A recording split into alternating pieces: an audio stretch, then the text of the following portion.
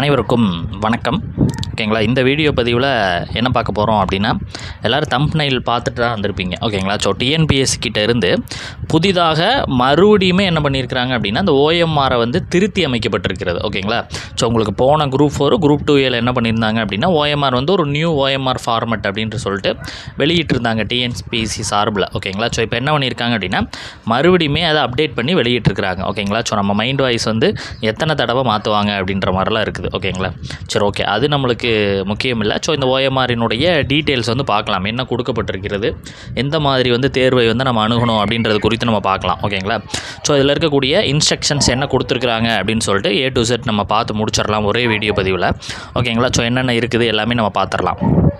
So இதில் வந்துட்டு first வந்து நம்ம எல்லாமே ஃபில் பண்ணுற மாதிரி போன ஓஎம்ஆரில் வந்து இருந்துச்சு இல்லையா. ஸோ இந்த ஓஎம்ஆரில் என்ன பண்ணியிருக்கிறாங்க அப்படின்னா, இந்த தேர்வர்கள் நிறையா வந்துட்டு இந்த தேர்வு எழுதி முடிச்சதுக்கப்புறம் மிஸ்டேக்ஸ் ஆகுது. அந்த 200 டோட்டல் போட்டு அந்த ABCDE அப்படின்றது இருக்குது இல்லையா.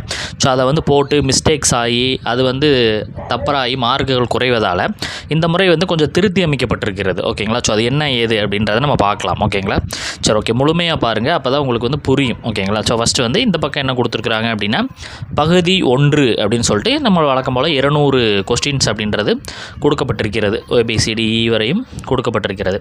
இதில் புதுசாக பார்த்தீங்க அப்படின்னா, இங்கே என்ன கொடுத்துருக்காங்க அப்படின்னா, நம்ம இங்கே பார்த்தீங்க அப்படின்னா இந்த 200 வினாக்களுக்கு அது தொடர்பான விடைக்குரிய வட்டத்தை கருமையாக்கி விட்டீர்களா என்ன சொல்கிறாங்க அப்படின்னா, ஆம் இல்லை. அதாவது நம்ம 200 கொஸ்டின்ஸ் இருக்குது இல்லையா. ஸோ இந்த 200 கொஸ்டின்ஸ்க்கு நம்ம ஷேட் பண்ணிட்டோமா இல்லையா அப்படின்றத வந்து நம்ம இந்த இதில் வந்து ஆம் இல்லை அப்படின்னு சொல்லிட்டு சொல்லியிருக்கிறாங்க. ஓகேங்களா, ஸோ அதே மாதிரி ஒருவேளை நம்ம இந்த ஆம் 200 கொஸ்டின் போட்டோம் அப்படின்னா ஆம் அப்படின்னு கொடுத்துட்டா ஓகே.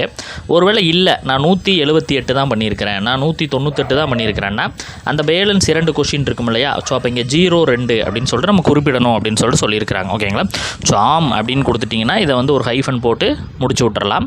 இல்லை அப்படின்னா எத்தனை கொஸ்டின்ஸ் வந்து நம்ம வந்து போடலையோ அதை வந்து நம்ம என்ன பண்ணணும், இங்கே வந்து குறிப்பிடணும் அப்படின்னு சொல்லிட்டு போட்டிருக்கிறாங்க, எத்தனை நீங்கள் ஃபில் பண்ணலை அப்படின்ற மாதிரி. ஓகேங்களா, ஸோ அதே மாதிரி வழக்கம் போல் இங்கே லெஃப்ட் தம்ப் இம்ப்ரெஷன் வந்து வைக்கப்படும் அப்படின்னு சொல்லியிருக்கிறாங்க. இதில் முக்கியமாக நோட் பண்ண வேண்டியது ஒன்று சொல்லியிருக்கிறாங்க, நல்லா பார்த்துங்க. இடது கை பெருவிரல் ரேகை மட்டும்தான் வைக்கணும். ஓகேங்களா, ஸோ இடது கை பெருவிரல் ரேகை மட்டும்தான் இதில் வைக்கணும். இன்கேஸ் நீங்கள் வந்துட்டு தவறாக வச்சுட்டீங்க அப்படின்னா அது இன்வேலிடாக வாய்ப்பு இருக்கிறது. ஒருவேளை வந்துட்டு இந்த இடதுகை ரேகை வந்துட்டு பதியவில்லை, நம்ம வச்சது கை விரல் வந்து வச்சது அப்படின்னு வந்து பதியலை அப்படின்னா எத்தனை மதிப்பெண் குறைக்கப்படும் அப்படின்னு சொல்லியிருக்கிறாங்க, 0.5 மதிப்பெண். ஓகேங்களா, உங்களுக்கு 0.5 மதிப்பெண் அப்படின்றது குறைப்பாங்க. ஒரு கொஸ்டின்ஸ்க்கு வந்து 1.5 மதிப்பெண் அப்படின்றது தெரியும். ஸோ இதில் 0.5 தான் குறைப்பாங்க. போன முறையெல்லாம் பார்த்துருந்தீங்க அப்படின்னா உங்களுக்கு 3 மதிப்பெண் குறைப்பாங்க, 1.5 மதிப்பெண் குறைப்பாங்க, 5 மதிப்பெண் அந்த மாதிரிலாம் குறைப்பாங்க. ஸோ இந்த முறை வந்து 0.5 மதிப்பெண் மட்டும்தான் குறைக்கிறதாக சொல்லியிருக்கிறாங்க. ஓகேங்களா, ஸோ நீங்கள் வந்து என்ன பண்ணிடணும், கரெக்டாக லெஃப்ட் தம்ப் இம்ப் வைக்கணும். இதுதான் முக்கியம், பார்த்து வச்சுங்க. லெஃப்ட்டு தம்ப் இம்ப்ரெஷன் வந்து வைக்க வேண்டும். ஓகேங்களா, சரி, ஓகே, அடுத்து இந்த சைடு இருக்கிறத நம்ம பார்க்கலாம். ஸோ இதில் வந்துட்டு என்ன கொடுத்துருக்குறாங்க அப்படின்னா, வரிசை எண் சீரியல் நம்பர்.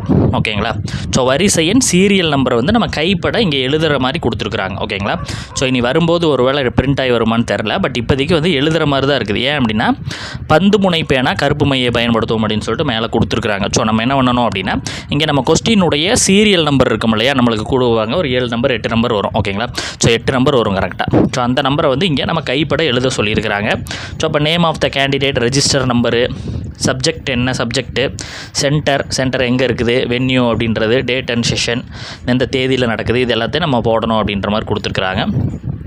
அடுத்தது, தங்களுக்கு வழங்கப்பட்ட வினாத்தாளில் அச்சிடப்பட்ட வினாத்தாள் தொகுப்பு எண்ணை கீழேயுள்ள கட்டிடங்களில் கருமை நிறமையுடன் பந்துமுனை பேனாவில் சரியாக எழுதி அதன் கீழே உள்ள சரியான வட்டத்தை கருமையாகும்.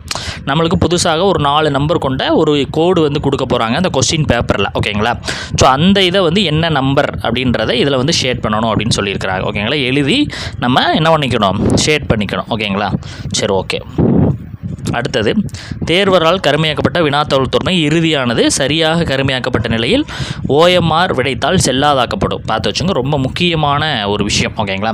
ஸோ என்ன சொல்லியிருக்காங்க அப்படின்னா, நம்ம கொஸ்டின் பேப்பரினுடைய அந்த நம்பர் இருக்கும் இல்லையா, ஒரு 4 நம்பர் புதிதாக புக்லெட் நம்பர் இல்லாமல் ஒரு 4 நம்பர் வர்ற மாதிரி சொல்லியிருக்கிறாங்க. ஸோ அந்த 4 நம்பரில் நம்ம சரியாக போடணும். என்ன சொல்லியிருக்காங்க அப்படின்னா, ஒருவேளை மாற்றி கொஸ்டின் நம்பரை வந்து இப்போ ஃபார் எக்ஸாம்பிள் வந்து 4, 5, 7, 8 அப்படின்னு இருக்குதுன்னு நம்ம வச்சுக்கலாம். ஓகேங்களா? நம்ம வந்து மாற்றி 4, 5, 6, 8 அப்படின்னு சொல்லிட்டு நம்ம பதிவிட்டுட்டோம் அப்படின்னா இதில் வந்து மைனஸ் மதிப்பெண் கிடையாது சார். நல்ல தெளிவாக பார்த்துக்கங்க.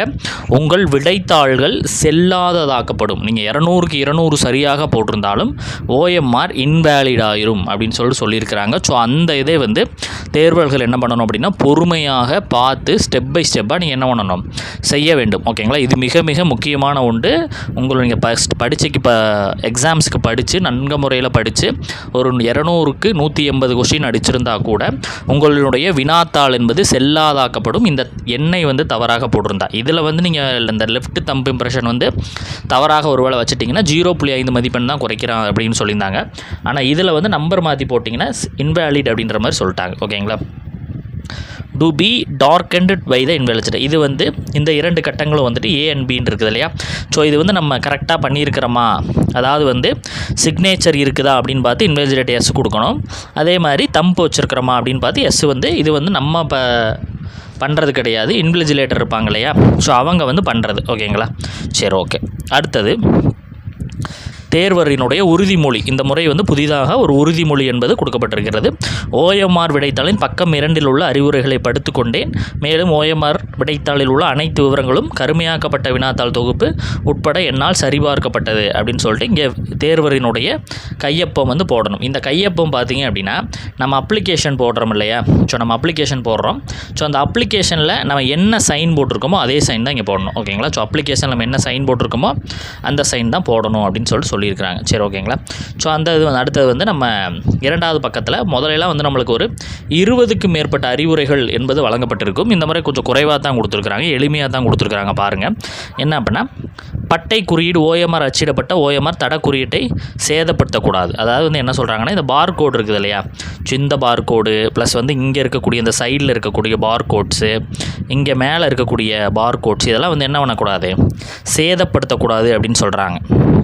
அதே மாதிரி ஆன்சர் வந்து நம்ம எப்படி கொடுக்கணும், சரியான முறை எது, தவறான முறை எது அப்படின்ற மாதிரி இங்கே கொடுத்துருக்குறாங்க. அது நம்மளுக்கு ஆல்ரெடி தெரியும். ஓகேங்களா?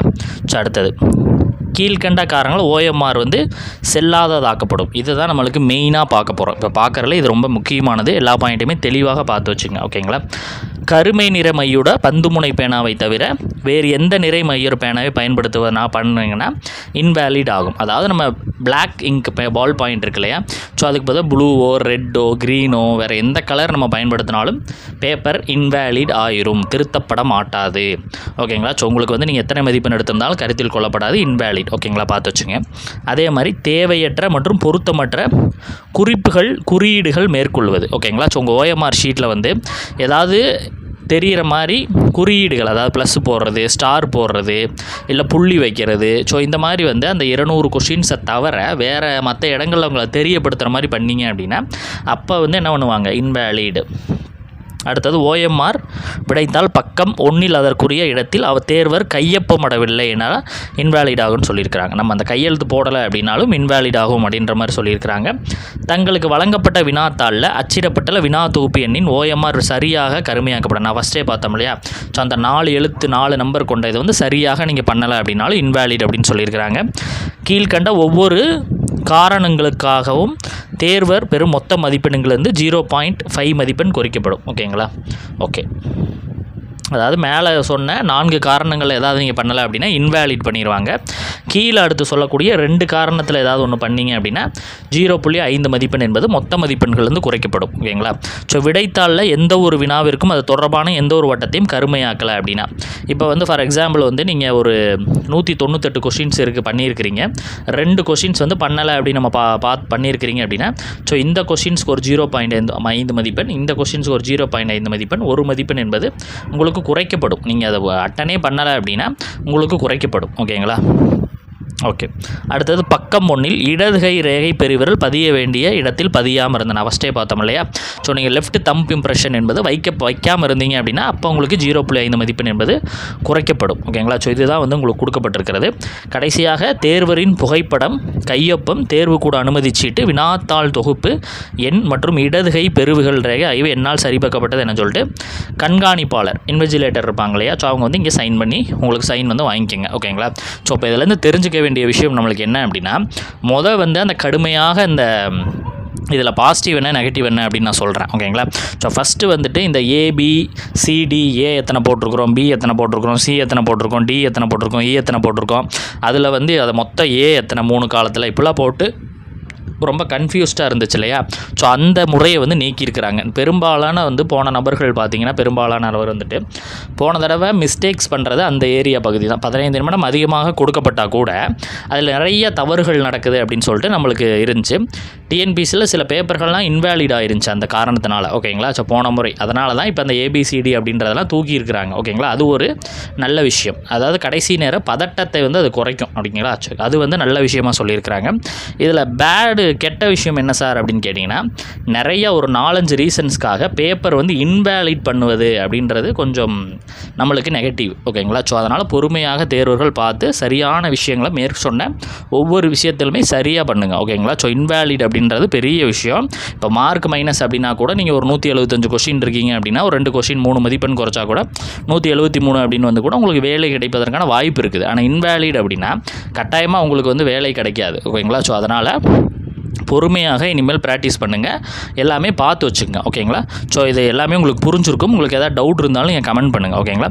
அடுத்தடுத்த வீடியோ பதிவுகளில் நம்ம சந்திக்கலாம். ஓகேங்களா? தேங்க்யூ.